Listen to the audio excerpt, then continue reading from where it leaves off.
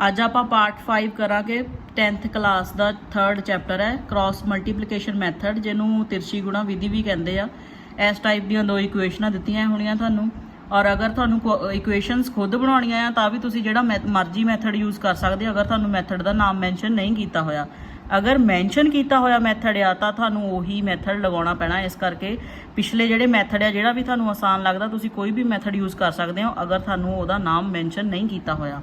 Question start करन तो पहला साडे channel wisdom education point RDC नूं सबसक्राइब करो, शेयर करो तो कमेंट बॉक्स दे विच दसो तुहानूं कोई प्रॉब्लम आ रही है किसी क्वेश्चन दे नाल रिलेटेड। तां क्वेश्चन का तरीका बहुत आसान है। तुहाडी बुक दे विच बहुत तरह दी एग्जाम्पल सॉल्व कीतियां होईयां, थोड़ा डिफरेंट मैथड दे नाल कीतियां होईयां। ओह मैं तुहानूं बहुत आसान मैथड दे नाल कराऊंगी। सिर्फ एक ट्रिक आ तुसीं याद रखनी आ 2312 इस मैथड की ट्रिक आ। हुण 2312 का मतलब की आ, ये रफ काम च करना, ये बिच क्वेश्चन दे विच नहीं तुसीं सॉल्व करना, ये रफ च आ। देखो 2312 का मतलब की आ, 2 का मतलब हैगी आ सैकेंड रो, 3rd का मतलब हैगी आ 2 का मतलब second column, 3rd column, first column और सैकेंड कॉलम। हुण कॉलम्स होंदी की चीज़ है आ जी उपरों नीचे तक आती है ना, आह एक्स के मोहरे जो भी लगा होया ये थोड़ी फर्स्ट कॉलम आ, वाई के मोहरे जो भी लगा होया ये थोड़ी सैकेंड कॉलम आ, और जिहदे मोहरे कोई एक्स और वाई जिहदे नाल नहीं लगा होया कॉन्सटेंट, कॉन्सटेंट का मतलब जिहदे नाल कोई भी एक्स वाई नहीं लगा होया वो थोड़ी 3rd कॉलम है। ठीक है, हुण 2 का मतलब कि तुसीं पहला सैकेंड कॉलम लिखनी, सैकेंड कॉलम मतलब वाई के मोहरे जो भी लगा होया, जिहदे मोहरे कुछ भी नहीं लगा उहदे मोहरे 1 हुंदा है, और आ पॉजिटिव और नैगेटिव साइन नाल ही लैके चलने आ। ठीक है, सैकेंड कॉलम का मतलब की है 1 और 2 जाने कि वाई के मोहरे मोहरे जिहड़ा भी अखर लगा होया सी ओह। 3rd कॉलम का मतलब की है बराबर तो बाद जो भी चीज़ है ओह 5 और 8।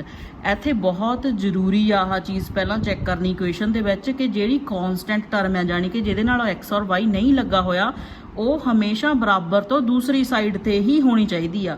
अगर नहीं हैगी इस तरह तो तुसीं पहला इनू इस तरह लैके आओगे बराबर तो दूसरी साइड ते।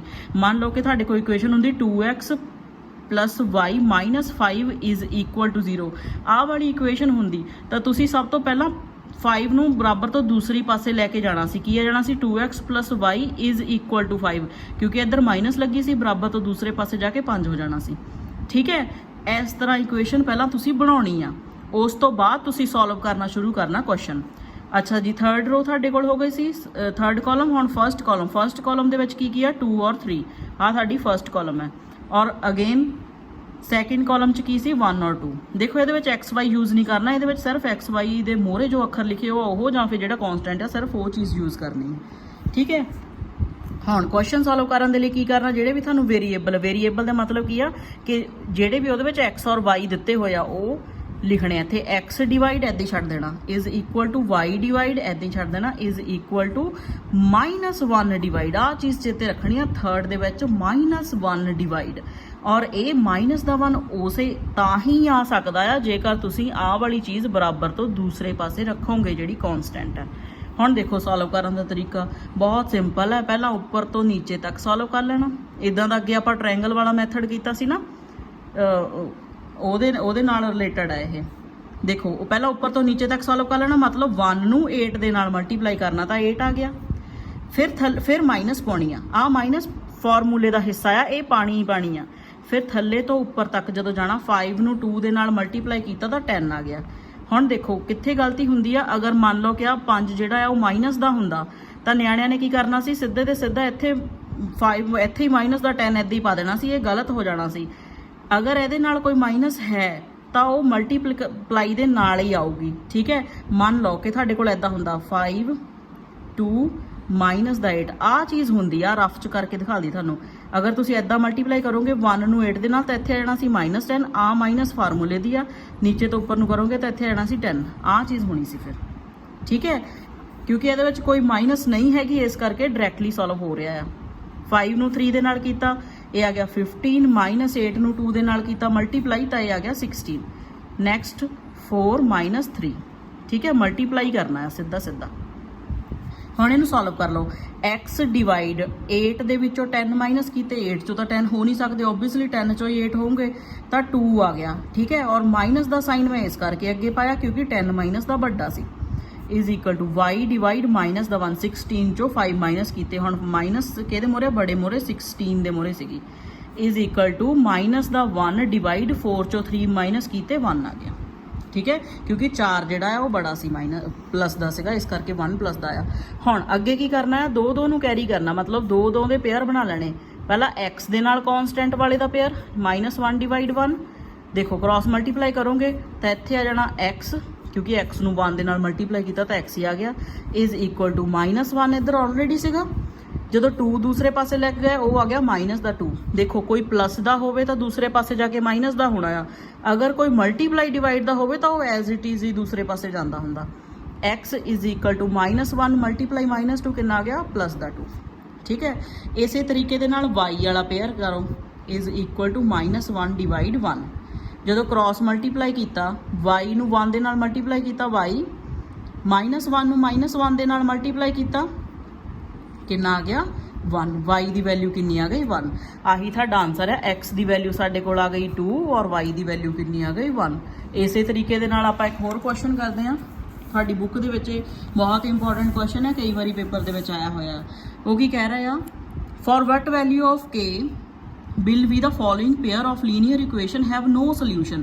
ਦੇਖੋ ਆਹ ਚੀਜ਼ ਨੂੰ ਤੁਸੀਂ ਦੇਖਣਾ ਕਿ ਇੱਥੇ ਆਹ ਚੀਜ਼ ਕੀ ਦਿੱਤੀ ਹੋਈ ਆ, ਕਹਿੰਦਾ ਹੈ ਨਾ ਦੋ ਇਕੁਏਸ਼ਨਾਂ ਦੇ ਵਿੱਚੋਂ k ਦੀ ਕਿਹੜੀ ਵੈਲਿਊ ਹੋਊਗੀ। k ਦੇਖੋ ਆ k ਹੈਗਾ ਨਾ ਇਹਦੇ ਵਿੱਚ, ਇਸ k ਦੀ ਵੈਲਿਊ ਫਾਈਂਡ ਕਰੋ ਜਦੋਂ ਇਹ ਦੋ ਇਕੁਏਸ਼ਨਾਂ ਜਿਹੜੀਆਂ ਉਹ ਨੋ ਸੋਲਿਊਸ਼ਨ ਦਿੰਦੀਆਂ ਹੋਣ।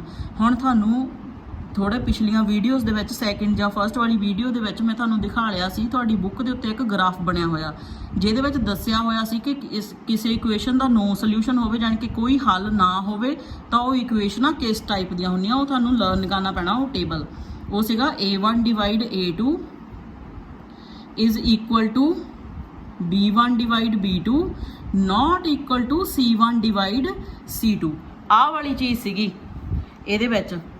ਹੁਣ ਇਹ ਦੇਖੋ ਸਾਡੇ ਕੋਲ a1 a2 b1 b2 c1 c2 ਕੀ ਆ, ਉਹ ਤੁਹਾਨੂੰ ਦੇਖਣਾ ਪੈਣਾ ਆ। a1 a2 ਕੀ ਸੀਗਾ, a1 ਡਿਵਾਈਡ a2 ਕਿਹਦੇ ਬਰਾਬਰ ਵੈਲਿਊ ਆਈ ਇਹਦੀ, ਦੇਖੋ ਤੁਹਾਡੇ ਕੋਲ ਆ ਇਕੁਏਸ਼ਨ ਸੀਗੀਆਂ, ਇਸ ਇਕੁਏਸ਼ਨ ਦੇ ਮੋਰੇ a1 ਮਤਲਬ x ਦੇ ਮੋਰੇ ਜੋ ਵੀ ਵੈਲਿਊ ਆਈ ਉਹ ਵਾਲੀ, ਤੇ b1 ਮਤਲਬ y ਦੇ ਮੋਰੇ ਜਿਹੜੀ ਵੀ ਵੈਲਿਊ ਆਈ ਉਹ ਵਾਲੀ ਤੁਹਾਡੀ ਵੈਲਿਊ ਹੋਊਗੀ। ਠੀਕ ਹੈ, ਹੁਣ ਇੱਥੇ ਆ ਗਿਆ 3 ਡਿਵਾਈਡ a2 ਦੀ ਵੈਲਿਊ ਕੀ ਆ, ਜੋ ਵੀ x ਦੇ ਮੋਰੇ ਆ ਕੀ ਆ 2k -1। ਠੀਕ ਹੈ, ਕੌਮਾ b1 ਡਿਵਾਈਡ b2 ਕੀ ਆ ਸਾਡੇ ਕੋਲ y ਦੇ ਮੋਰੇ ਜੋ ਵੀ ਵੈਲਿਊ ਜਾਨੀ ਕਿ 1 ਡਿਵਾਈਡ ਐਸ y ਦੇ ਮੋਰੇ ਕੀ ਆ k -1। ਠੀਕ ਹੈ, ਕੌਮਾ c1 ਡਿਵਾਈਡ c2, ਪਹਿਲਾਂ ਮੈਂ ਵੈਲਿਊਜ਼ ਹੀ ਲਿਖ ਰਹੀ ਹਾਂ ਤਾਂ ਕਿ ਸਾਨੂੰ ਪੁੱਟ ਕਰਨਾ ਆਸਾਨ ਹੋ ਜਾਏ, ਜਾਨੀ ਕਿ ਬਰਾਬਰ ਤੋਂ ਦੂਸਰੇ ਪਾਸੇ ਜਿਹੜੀ ਵੀ ਵੈਲਿਊ ਆ ਜਾਨੀ ਕਿ 1 ਡਿਵਾਈਡ 2k +1। ਇਹ ਹੋ ਗਈ ਤੁਹਾਡੇ ਕੋਲ ਵੈਲਿਊਜ਼ ਹੋ ਗਈਆਂ। ਨਾਓ ਹੁਣ ਆਪਾਂ ਕੀ ਕਰਨਾ ਆ, ਹੁਣ ਆਪਾਂ ਇਸ ਇਕੁਏਸ਼ਨ ਦੇ ਵਿੱਚ ਆ ਜਿਹੜੀ ਤੁਹਾਡਾ ਸੋਲਿਊਸ਼ਨ ਸੀਗਾ ਨਾ, ਇਹ ਨੋ ਸੋਲਿਊਸ਼ਨ ਦਾ ਸੀਗਾ, ਇਹਦੀ ਥਾਂ ਤੇ ਨੋ ਸੋਲਿਊਸ਼ਨ ਦੀ ਥਾਂ ਤੇ ਕੁਝ ਹੋਰ ਵੀ ਉਹ ਮੈਂਸ਼ਨ ਕਰ ਸਕਦੇ, ਜਿੱਦਾਂ ਇਨਫਾਈਨਾਈਟ ਮੈਨੀ ਸੋਲਿਊਸ਼ਨ ਕਰ ਦੇਣ ਤਾਂ ਤੁਸੀਂ ਉਸ ਹਿਸਾਬ ਦੇ ਨਾਲ ਆਹ ਵਾਲੀ ਇਕੁਏਸ਼ਨ ਲਿਖਣੀ ਆ। ਠੀਕ ਹੈ, ਹੁਣ ਇਹਦੇ ਵਿੱਚ ਪੁੱਟ ਕਰੋ a1 a2 b1 b2 c1 c2, ਇਸ ਇਕੁਏਸ਼ਨ ਦੇ ਵਿੱਚ ਪੁੱਟ ਕਰੋ ਆ ਜਿਹੜੀਆਂ ਵੀ ਵੈਲਿਊ ਆਪਾਂ ਲਿਖੀਆਂ ਆ। ਕੀ ਸੀਗਾ ਇਸ ਇਕੁਏਸ਼ਨ ਦੇ ਹਿਸਾਬ ਦੇ ਨਾਲ, a1 a2 ਦੀ ਵੈਲਿਊ ਕਿੰਨੀ ਆ 3 divide 2k -1 is equal to b1 b2 ਦੀ ਵੈਲਿਊ ਕੀ ਆ 1 divide k -1 not equal to, ਕਿਉਂਕਿ ਇੱਥੇ ਨਾਟ ਇਕੁਅਲ ਟੂ ਆ ਨਾ, c1 ਡਿਵਾਈਡ c2 ਦੀ ਵੈਲਿਊ ਕੀ ਆ 1 ਡਿਵਾਈਡ 2k +1। ਓਕੇ, ਹੁਣ ਦੇਖੋ ਥਰਡ ਵੈਲਿਊ ਤਾਂ ਆਲਰੇਡੀ ਬਰਾਬਰ ਹੈ ਹੀ ਨਹੀਂ, ਤਾਂ ਉਹਦਾ ਤਾਂ ਸੋਲਵ ਕਰਨਾ ਬਣਦਾ ਨਹੀਂ, ਇਹ ਤਾਂ ਇੱਥੇ ਹੀ ਛੁੱਟ ਗਈ। ਜਿਹੜੀਆਂ ਦੋਨੇ ਹੀ ਵੈਲਿਊ ਬਰਾਬਰ ਹੈ ਇਹਨਾਂ ਨੂੰ ਕ੍ਰਾਸ ਮਲਟੀਪਲਾਈ ਕਰ ਦਿਓ, k ਦੀ ਵੈਲਿਊ ਬੜੀ ਆਸਾਨੀ ਦੇ ਨਾਲ ਫਾਈਂਡ ਕਰ ਸਕਦੇ ਹੋ ਤੁਸੀਂ। ਕਿਹੜੀਆਂ ਕਿਹੜੀਆਂ ਦੋ ਵੈਲਿਊਜ਼ ਆ ਸਾਡੇ ਕੋਲ, 3 divide 2k -1 is equal to 1 divide k -1।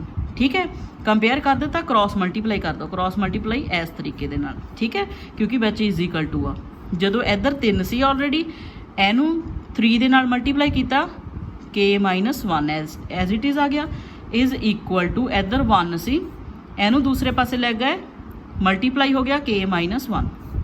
Solve ਕਰੋ, 3 ਨੂੰ ਪਹਿਲਾਂ k ਦੇ ਨਾਲ ਕਰਨਾ, 3 ਨੂੰ 1 ਨੂੰ ਤੇ 3 ਨੂੰ ਕਰਨਾ, 3k -3 ਇਜ਼ ਇਕੁਅਲ ਟੂ 1 ਨੂੰ ਕਿਸੇ ਵੀ ਚੀਜ਼ ਨਾਲ ਮਲਟੀਪਲਾਈ ਕਰੋ ਉਹ ਐਜ਼ ਇਟ ਇਜ਼ ਹੀ ਰਹਿ ਜਾਂਦਾ ਹੁੰਦਾ।